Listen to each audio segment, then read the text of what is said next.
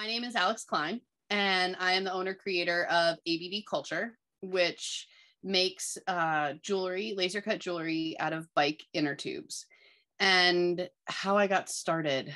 I went to school for art education, and with a concentration in ceramics and jewelry. Through my undergrad experience, I came to learn that jewelry design was my best medium. The designs just always worked out the best, like versus painting or ceramics or, some of those other mediums. Jewelry was where it was at for me. And then I made this, I should have grabbed it.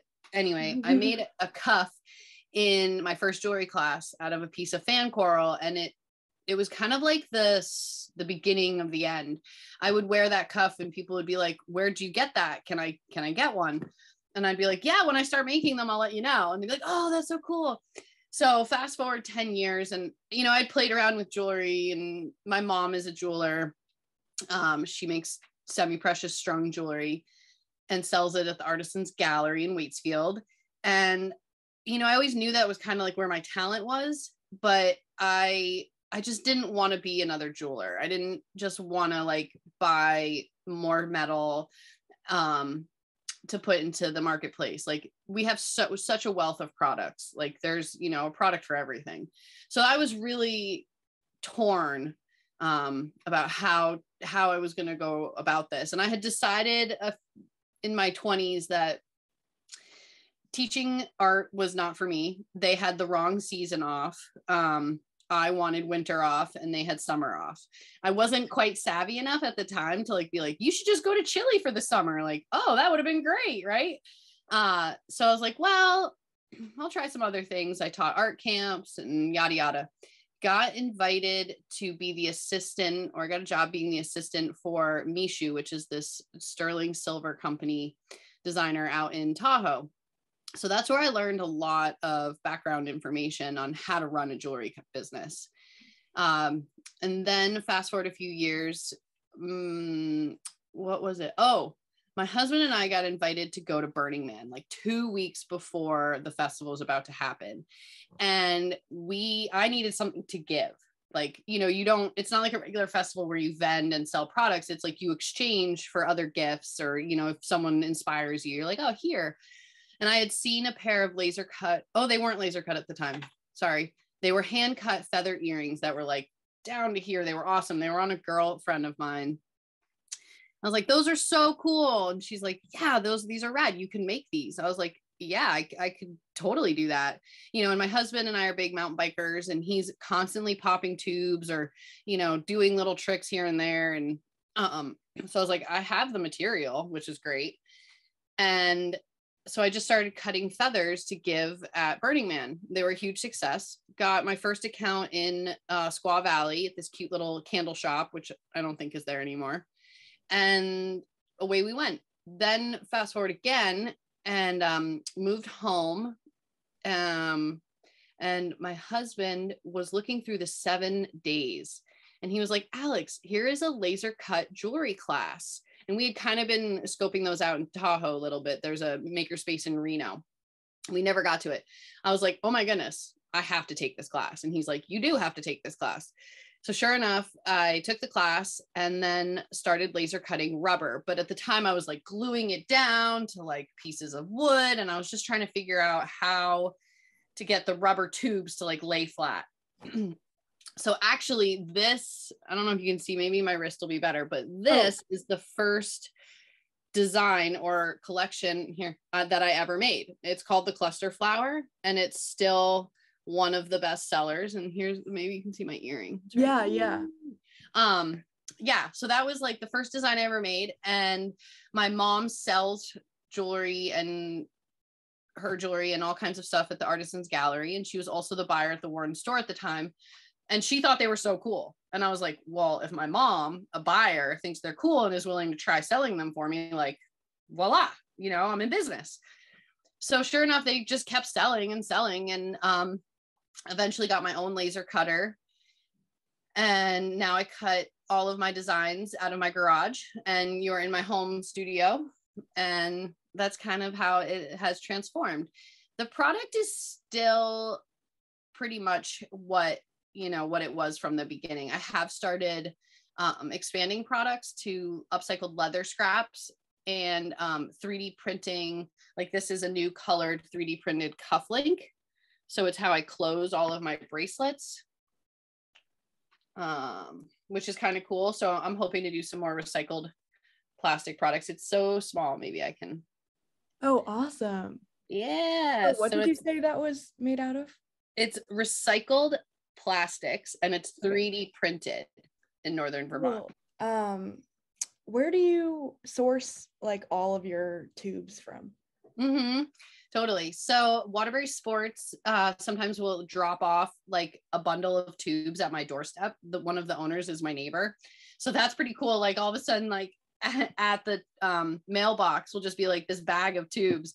Or like Bicycle Express in Waterbury always has like a bucket for me. Or actually the OGE, where I also sell my products, they'll email me like every other month or so and be like, we've got another box for you. And I'm like, oh, I'll be right in. I definitely stash, AKA maybe hoard tubes. People are like, do you need more tubes? And I'm like, well, thinking in my head, like the 5 barrels that I have. I'm like, yes, I definitely do. That's so funny. So how many products can you make out of one tube? Oh man. Well, if they're like the tiny feather earring, it's, I think out of 1/16-inch section, I can get like 30 or 40 pairs. So okay. If we're talking, yeah. So, but bracelets, because bracelets are 7 inches to 8 inches long, I usually get 4, and there's usually 5. So maybe 20 to 30 bracelets per tube. Cool. Yeah. Yeah. That's still a lot.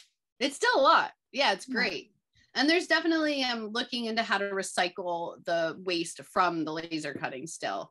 What other products can I make? Like rubber mats or, maybe yoga mats. I'm trying to figure out how to keep the product like a circular evolution. Awesome. Yeah. And how do you come up with your designs? Everything. My husband and I with a group of friends just went to Nepal to do some mountain biking, and we were visiting a lot of monasteries, and in the monasteries we weren't able to bring our phones or our cameras because it's a sacred space. So I brought my sketchbook, and I actually took a lot down and did a lot of sketches. So that was the most recent inspiration. Nature, I don't know, they just kind of like come up. You see something beautiful. I tend to scroll through Vogue and some other fashion magazines to get inspiration and kind of see what's going on out there in the world. I do follow like some designers to see what they're doing. Flowers, nature, pretty much everything. Okay, so you saw like inner tubes from mountain biking and you were like, this is what I can do with them. How would you advise people watching this to look at the materials in their life? Well, I believe that all of our materials, which has not in the past been the case, need to be a closed loop. That we can't just like, trash isn't trash anymore. It just means it's going farther away from you, that it's not actually going away and it's not actually decomposing. So I always, like growing up, I was a big horseback rider. And so my dad would look at me and he'd be like, you can't get a new blanket for the horse until you use up the old one, until like, you really go through the process of using what you've got. So I think that also makes me a little bit of a hoarder again, because like you're like, well, where can I throw this away? Like, I can't throw this away. It's never going to get thrown away. Like, how can I reuse this? So you're like, you hold on to it and you're like, oh, maybe I'll figure out something cool for this later. Yeah. I'll never forget at Pratt, there was the sculpture garden. We had this beautiful campus with a wrought iron fence around the campus and all these brick buildings. And in the sculpture garden, there was this big sculpture that said garbage, and it was made out of gallon like jugs in a wire cage. And just, you know, I don't know if I don't think I loved the sculpture. It wasn't like beautiful, but it really spoke to me. You're like, wow, that's a lot of, you know, plastic jugs there just hanging out. So I think that kind of had an impact. And my dad was always picking up moop, which is a Burning Man term. It's material out of place. So it's just another word for trash. And he'd always be going along the trail, like picking it up. So it's like, well, now what do you do with it?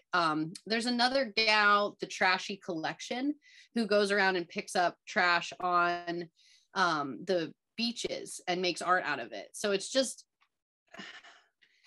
I guess I just try to look for new ways to be recycling. My dream goal is to be able to recycle plastics into beautiful accessories.